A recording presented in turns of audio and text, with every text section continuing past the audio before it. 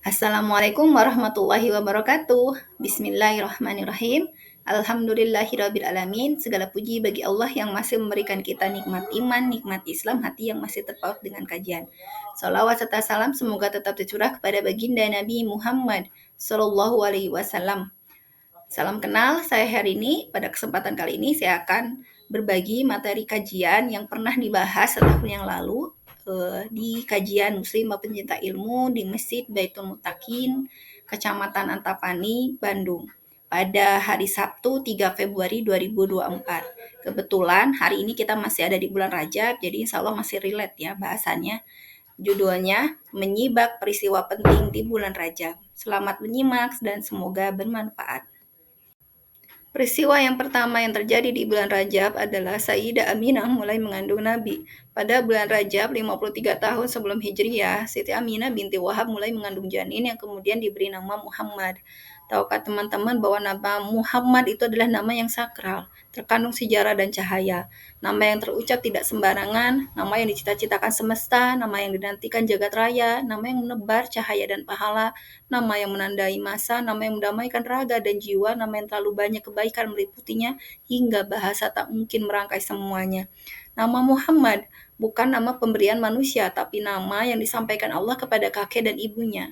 Dalam satu riwayat diceritakan bahwa ibu Rasulullah, Sayyidah Aminah, bercerita pernah didatangi malaikat ketika mengandung. Dan malaikat itu berkata, Innaki qad hamalti bi sayyidi hazihil ummati fa iza waqa'a ilal ardi faquli u'izuhu bil wahidi min syarri kulli hasidin summa sammihi Muhammadan. Sesungguhnya kau sedang mengandung pemimpin umat ini, maka ketika ia terlahir ke dunia, ucapkanlah, aku memohon perlindungan untuknya kepada Tuhan Yang Maha Esa, dari kejahatan setiap orang yang hasud dan nama ia Muhammad. Sirah Nabawiyah Ibnu Hisam. Nah, begitu pula kakeknya, Abdul Muthalib, yang mendapatkan inspirasi nama Muhammad dari mimpi. Dalam kitab Al-Rawdi Al-Unuf, Imam Al-Muhaddis Abu Al-Qasim Al-Suhaili mengatakan, Abdul Muthalib melihat dalam mimpinya rantai dari emas keluar dari punggungnya. Ujungnya menyebar ke langit, bumi, timur, dan barat. Lalu rangkaian rantai itu menjadi pohon yang setiap daunnya mengeluarkan cahaya. Dan penduduk bumi di barat dan timur semuanya bergantung kepadanya. Imam Al-Suhaili menulis yang artinya maka ditafsirkan mimpi itu dengan dilahirkannya seorang anak dari tulang punggungnya yang akan diikuti oleh manusia dari timur dan barat. Penduduk langit dan bumi akan memujinya. Karena itu Abdul Muthalib menamainya Muhammad. Karena itu ketika ada seseorang yang bertanya kepada Abdul Muthalib, Mas samaita ibnaka, kau namai siapa cucumu? Ia menjawab, Muhammad. Orang itu bertanya lagi, Kaifa samaita bi ismin laisa li ahadin min abaika wa qaumika? Kenapa kau nama ia dengan nama yang tidak seorang pun dari nenek moyang dan kaummu menggunakannya? Abdul Muthalib berkata, Inni la arju an yahmadahu ahlul ardi kulluhum. Sesungguhnya aku sangat ingin semua penduduk bumi memujinya. Dan itu dijelaskan di Ar-Radul Al-Unuf wal Ma'ahu Al-Sirah Nabawiyah karya Imam Al-Muhaddis. Dua riwayat di atas menunjukkan bahwa nama Muhammad diberikan langsung oleh Allah melalui malaikat dan isyarat lewat mimpi. Bahkan menurut beberapa riwayat, Nabi Adam alaihissalam melihat nama Muhammad tercatat di arsy.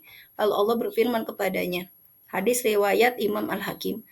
Laula Muhammad makhalaqtuka, andai tidak karena Muhammad aku tidak akan menciptakanmu wahai Adam. Dalam riwayat lain hadis riwayat Imam At-Tirmizi, Rasulullah SAW ditanya, ya Rasulullah, mata wajabat laka al-nubuwah, wahai Rasulullah, kapankah ditetapkan padamu kenabian? Rasulullah menjawab, wa Adam baina ruh wal jasad, ketika Adam masih berada di antara ruh dan jasad. Imam bin Murajab Al-Hambali menguraikan hadis di atas cukup panjang. Jadi intinya Masya Allah bahwa nama Muhammad itu adalah nama pemberian dari Allah, bukan nama yang hadir begitu saja. Masya Allah. Peristiwa kedua adalah Ali bin Abi Thalib lahir. Tepatnya Jumat tanggal 13 Rajab tahun 21 sebelum Hijriah. Ada riwayat yang menyatakan bahwa Ali lahir sekitar 32 tahun setelah kelahiran Nabi Muhammad. Jadi sebagaimana kita ketahui bahwa Ali bin Abi Thalib adalah sepupu Nabi yang paling awal masuk Islam. Beliau masuk Islam di usia 10 tahun ya, masih kecil. Dan Masya Allah perjuangan mendampingi Nabi dalam memperjuangkan Islam luar biasa. Peristiwa yang ketiga, pertama kalinya umat Islam hijrah. Karena beratnya penyiksaan oleh kafir Quraisy Makkah, 12 orang lelaki dan 4 orang muslimah yang selanjutnya disebut Syahdan pun berangkat menuju As-Su'aibah. Di sana Allah memberikan pertolongan kepada kaum muslimin berupa kapal pedagang yang kemudian membawa mereka hijrah menuju Habasyah, Ethiopia, yang dipimpin oleh Raja Najasyi, seorang Nasrani. Terjadi di bulan Rajab, tepatnya di tahun kelima kenabian. Luar biasa. Peristiwa keempat di bulan Rajab adalah Isra Mi'raj. Terjadi di bulan Rajab tanggal 27 Rajab di tahun ke-12 kenabian. Tahukah teman-teman, Isra Mi'raj ini adalah sebuah peristiwa yang Allah berikan kepada Rasulullah untuk menghibur kondisi Rasulullah yang sedang berada dalam tahun kesedihan, tepatnya di tahun ke-10 kenabian. Rasulullah mengalami tahun kesedihan yang disebut dengan Amul Huzni. Bayangkan saja, dalam waktu satu tahun dalam tahun yang sama, Rasulullah mengalami bertubi-tubi kesedihan. Istri tercintanya dan paman Rasulullah, yaitu istri tercintanya Siti Khadijah, meninggal dunia, kemudian disusul dengan meninggalnya paman beliau yang mendukung dakwah, Abu Thalib. Nabi Muhammad pun diusir dari Taif oleh kabilah Sakif. Dan kalau teman-teman baca di Surah Nabawiyah, bagaimana perlakuan penduduk Taif kepada Nabi, ya Allah, begitu kejam ya. Sampai anak-anak, wanita, penduduk Taif itu melempari Rasulullah dengan batu sampai Rasulullah berdarah. Sampai malaikat aja waktu itu tak kuasa melihat keadaan Nabi hingga mempersilahkan menyuruh Nabi untuk berdoa agar menimpakan satu bencana kepada penduduk Taif. Tapi Rasulullah memilih untuk mengampuninya. Itu sedemikian dahsyatnya. Kemudian Nabi Muhammad SAW pun dan pengikutnya diboikot oleh Quraisy. Dan tak lupa, perlakuan orang Quraisy pun kepada Nabi semakin memburuk. Begitupun kepada para pengikut Nabi. Sedemikian sedihnya di tahun tersebut, maka Rasulullah Allah hibur dengan perintah untuk melaksanakan Isra Mi'raj, yaitu perjalanan luar biasa dari dari Masjidil Haram, dari Masjidil Haram ke Masjidil Aqsa, kemudian naik ke langit ketujuh di Sidratul Muntaha. Dan itu hanya dilakukan dalam waktu semalam. Itu peristiwa yang luar biasa karena di luar logika manusia. Perjalanan sedemikian jauhnya tapi dilakukan dalam waktu satu malam. Dan ketika pada saat peristiwa Isra Mi'raj itu, Allah memberikan perintah untuk sholat. Artinya apa? Kalau lagi sedih-sedihnya disuruh sholat. Berarti sholat ini adalah ibrahnya adalah sebagai penenang jiwa bagi orang-orang yang beriman. Sebagai hiburan pada saat dilanda kesedihan, sedih, kegalauan, kalut dan sebagainya, maka larinya itu kalau orang-orang yang beriman haruslah kepada sholat, maka itu akan lebih terilis lagi, perasaannya lebih tenang, akan Allah gantikan dengan perasaan baik-baik saja di hati gitu. Akan terobati luka-luka hati pada saat kita mencurahkan semuanya itu di sujud kita di sholat, pada saat sholat ibrohnya. Kemudian di setiap lapisan langit Rasulullah bertemu dengan nabi-nabi. Dan akhirnya perintah sholat itu 5 waktu. Yang sebelumnya itu lebih dari itu, 50 waktu. Jadi itu sudah sangat ringan. Dan pada saat tersebut dikukuhkan Rasulullah itu menjadi pemimpin umat manusia ketika Nabi SAW itu jadi imam para nabi dan rasul. Sebelum akhirnya Rasulullah turun sebelumnya di Baitul Maqdis. Ada 3 ibrah Isra Mi'raj pelajaran yang merupakan hadiah dari Allah Subhanahu wa taala. Yang pertama, ketika Rasulullah di waktu peristiwa Isra Mi'raj itu ditampakkan surga dan neraka. Artinya apa? Maka melihat surga atau mengingat surga itu adalah kekuatan bagi orang yang beriman. Dan sebaliknya, mengingat dunia akan berujung pada kelelahan.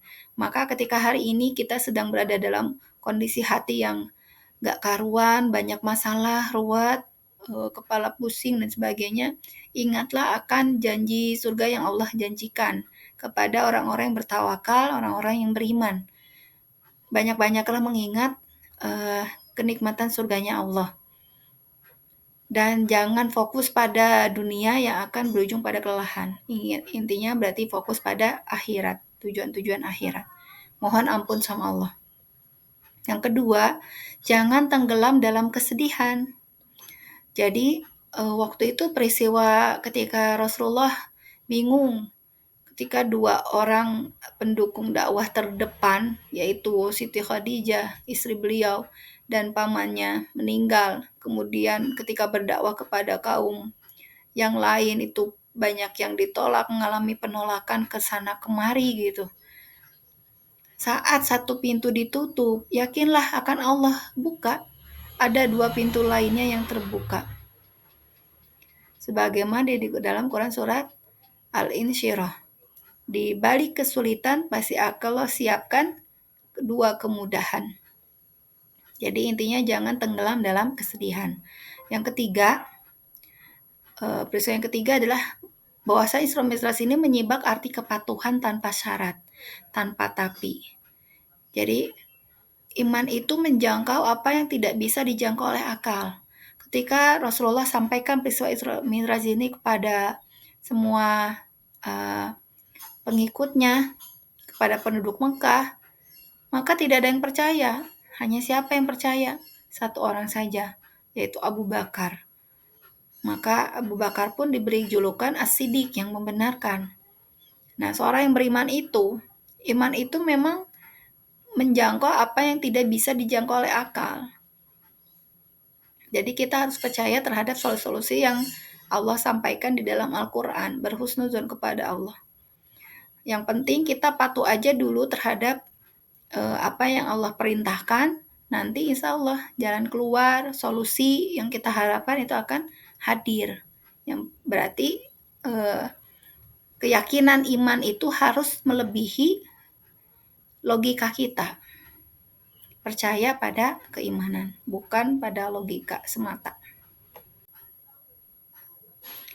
Dan Masya Allah, Allah berikan hadiah terindah untuk Nabi Sallallahu Alaihi Wasallam pasca setahun Isra Mi'raj, yaitu tahun ke-11 kenabian. Para pemimpin dan penduduk Madinah menerima dakwah Nabi dan siap diterapkan Islam kafah. Artinya, tegaknya negara Islam di Madinah tahun 622 Masehi. Nabi Sallallahu Alaihi Wasallam pun menjadi kepala negara di sana.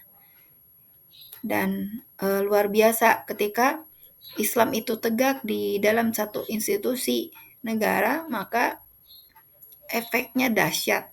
Islam akan menjadi rahmatan lil alamin, akan menjadi mercusuar peradaban, sebagaimana yang diungkapkan dalam sejarah. Peristiwa kelima, terjadi peralihan kiblat kaum muslimin yang terjadi di bulan Rajab setelah 17 bulan Nabi SAW hijrah ke Madinah. Momen peralihan kiblat kaum muslimin dari Masjidil Aqsa ke Masjidil Haram. Jadi tahukah teman-teman bahwa ketika Rasulullah sudah berada di Madinah, sudah tegak Islam di sana, itu Rasulullah sholatnya itu masih menghadap Masjidil Aqsa. Pada saat itu dibully oleh Yahudi. Ngapain umat Islam kok ikut-ikutan ke Masjidil Aqsa, arah kiblatnya apa bedanya dengan agama Yahudi, katanya. Maka ini jadi bahan tertawaan, bahan ejekan, bahan bullying gitu kepada Rasulullah dan para pengikutnya. Maka apa yang dilakukan oleh Rasulullah? Rasulullah itu seringkali naik ke atas bukit, kemudian melihat ke langit, menghadap ke langit, tapi cuma ngebatin gitu dalam hati. Meskipun ngebatin, ya Allah gitu, sebetulnya Rasulullah sangat ingin untuk beralih kiblatnya itu ke Masjidil Haram, tapi nggak kuasa untuk menyebutkan itu. Tapi Allah mengetahui isi hati Rasulullah. Akhirnya Allah kabulkan itu dan Allah abadikan peristiwa tersebut di dalam Al-Quran. Jadi hikmahnya apa? Kalau kita punya masalah, ketika kita hanya minta solusinya terbesit di hati saja, Allah sebetulnya Maha mendengar. Jadi tetaplah berdoa, mohon sama Allah, baik itu di dalam hati maupun diucapkan, dizahirkan. Insya Allah Allah Maha mendengar dan akan mengabulkan sesuai indah pada waktunya. Nah, ini ada di dalam Quran surat Al-Baqarah ayat 144 bahwasanya peralihan kiblat adalah jawaban dari Allah Subhanahu wa taala atas doa Nabi dalam hati karena sedih dibuli oleh Yahudi. Yang artinya kami melihat wajahmu Muhammad sering menengadah ke langit, maka akan kami palingkan engkau ke kiblat yang kau senangi. Maka hadapkanlah wajahmu ke arah Masjidil Haram. Dan di mana saja engkau berada, hadapkanlah wajahmu ke arah itu. Dan sesungguhnya orang-orang yang diberi kitab, Taurat dan Injil tahu bahwa pemindahan kiblat itu adalah kebenaran dari Tuhan mereka. Dan Allah tidak lengah terhadap apa yang mereka kerjakan. Tuh, Masya Allah ya. Peristiwa ke-6, yaitu ekspedisi Nahlah, pemicu pecahnya Perang Badar. Tepatnya di bulan Rajab tahun kedua Hijriah, Rasulullah SAW pernah memberi surat Abdullah bin Jasi, ekspedisi Nahlah, untuk memimpin pasukan kecil sebanyak 12 orang muhajirin, berkendara 6 ekor unta untuk mengintai kafil Abu Sufyan. Asbabun Nuzul di dalam Quran Surat Al-Baqarah 217. Pasukan itu akhirnya memicu pecahnya Perang Badar, tanggal 17 Ramadan. Pasukan muslim saat itu di Perang Badar itu 313 orang, mampu melawan 1000 orang kafir dan akhirnya menang. Masya Allah. Peristiwa berikutnya di bulan Rajab adalah di tahun 9 Hijriah di bulan Rajab, Raja Habasyah, Raja Najasyi wafat yaitu raja yang menerima hijrah kaum muslimin dari Mekah akhirnya meninggal dunia. Ia tutup usia dalam keadaan alhamdulillahnya sudah memeluk agama Islam. Berikutnya peristiwa ke-8 di bulan Rajab yaitu Perang Tabuk. Perang Tabuk mampu membuat Ciper Romawi yang pada saat itu adalah negara adidaya pada masanya. Ibaratnya kaum muslim itu melawan Amerika saat ini. Peristiwa tersebut terjadi di bulan Rajab tahun ke-9 Hijriah. Perang Tabuk adalah perang terakhir yang dipimpin oleh Nabi Muhammad SAW. Disebut juga Ghazwa al-Usrah atau perang kesulitan dan kesempitan. Di mana saat itu cuaca sangat ekstrim panas dan paceklik. Nah, disebabkan oleh Raja Romawi Heraklius yang hendak menyerang Madinah dengan tentara besar. Maka akhirnya kaum muslimin pun menyiapkan 30.000 pasukan Islam untuk menandingi Raja Romawi, pasukan Raja Romawi tersebut. Dan atas izin Allah berhasil memukul mundur dan membuat pasukan Romawi menyerah sebelum bertempur. Dan mereka pun akhirnya menawarkan damai dengan pasukan kaum muslimin. Intinya, meskipun jumlah kaum muslimin yang jauh lebih sedikit dari pasukan Romawi yang dibawa, namun karena kecintaan terhadap mati syahid, maka itu mampu membuat ketakutan pasukan Romawi atas izin Allah. Peristiwa yang ke-9, pembebasan Damaskus, terjadi di bulan Rajab tahun ke-14 Hijriah. Panglima tempurnya waktu itu adalah Abdullah bin Jarrah radhiyallahu anhu dan Khalid bin Walid radhiyallahu anhu. Sebelumnya kota ini dikuasai oleh pasukan Romawi. Akhirnya bisa dibebaskan. Inilah bukti bahwasanya ketika kaum muslimin berada dalam satu naungan khilafah Islam, maka Islam akan menyebar. Islam rahmatan lil alamin sehingga mampu menaklukkan kota-kota, menaklukkan negara-negara di luar khilafah untuk penyebar luasan Islam. Akankah kita hari ini bisa melakukan itu semua? Jika tidak bersatu, tentu saja tidak bisa. Yang berikutnya nomor 10 adalah Perang Yarmuk kembali melawan Romawi. Itu terjadi di bulan Rajab tahun ke-15 Hijriah. Karena kekuasaan Romawi itu sangat luas, maka satu demi satu negara-negara di bawah kekuasaan Romawi ini mampu untuk ditaklukkan, dibebaskan oleh Islam. Pasukan Islam dipimpin oleh Khalid bin Walid melibas pasukan Romawi. Setelah itu Khalid radhiyallahu an juga menaklukkan Hirah, Irak di bulan Rajab. lalu akhirnya melaksanakan sholat Fard. Peristiwa ke-11, wafatnya tokoh penting di bulan Rajab, yaitu diantaranya wafatnya Khalifah Umar bin Abdul Aziz yang wafat di usia 40 tahun, masih sangat muda ya, pada tanggal 20 Rajab tahun 101 Hijriah. Jadi kalau kita mengenal Khalifah Umar bin Abdul Aziz ini mampu memberikan kesejahteraan ekonomi yang luar biasa kepada seluruh kaum muslimin di bawah kepemimpinannya, hingga tidak ada lagi yang berhak untuk menerima zakat saking makmurnya. Sangat jauh berbeda dengan kondisi hari ini. Yang kedua, tokoh penting lainnya yang wafat di bulan Rajab adalah Imam Syafi'i. Wafat di akhir bulan Rajab tahun 204 Hijriah di usia 54 tahun. Ini pun masih muda. Dan yang berikutnya, wafatnya Imam Muslim di tanggal 24 atau 25 Rajab tahun 261 Hijriah.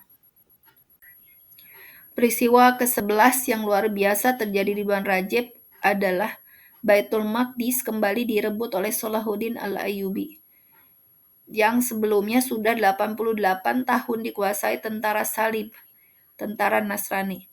Tepatnya tanggal 28 Rajab 583 Hijriah atau 2 Oktober 1187 Masehi di bawah kepemimpinan Salahuddin Al-Ayyubi. Jadi pelajarannya, jika hari ini kaum muslimin yang berada di Palestina terus-terusan dizolimi oleh Zionis Israel dan seluruh penduduk dunia diam, tidak mampu untuk melawannya, maka kalau berkaca pada sejarah yang bisa untuk merebut kembali, membebaskan negeri Palestina dari penjajahan itu, yang sudah terbukti di sejarah adalah Khilafah Islam, tentara Khilafah Islam. Maka sudah menjadi kewajiban bagi kita semua untuk mengembalikan kekuatan kaum muslimin lewat tegaknya kembali khilafah, sehingga tentara-tentara Islam di seluruh dunia yang jumlahnya miliaran itu bisa untuk mengusir Zionis Israel atas izin Allah. Peristiwa ke-12, duka mendalam kaum muslimin adalah ketika keruntuhan khilafah Islam. Dan itu terjadi pada 28 Rajab tahun 1342 Hijriah atau 3 Maret 1924 Masehi, dengan dihapusnya kekhilafan Turki Utsmani oleh Mustafa Kemal Atatürk. Setelah runtuh, Islam tidak lagi jadi sistem kehidupan di masyarakat dan negara, aturan yang berlaku jadi sekulerisme. Maka sejak saat itu, di tahun 2024, 100 tahun dunia tanpa khilafah, dan umat Islam pun terjajah di berbagai bidang. Jadi kita harus ingat betul ya, bagaimana pelakuan Kemal Atatürk Pasha, ini wajahnya seperti ini.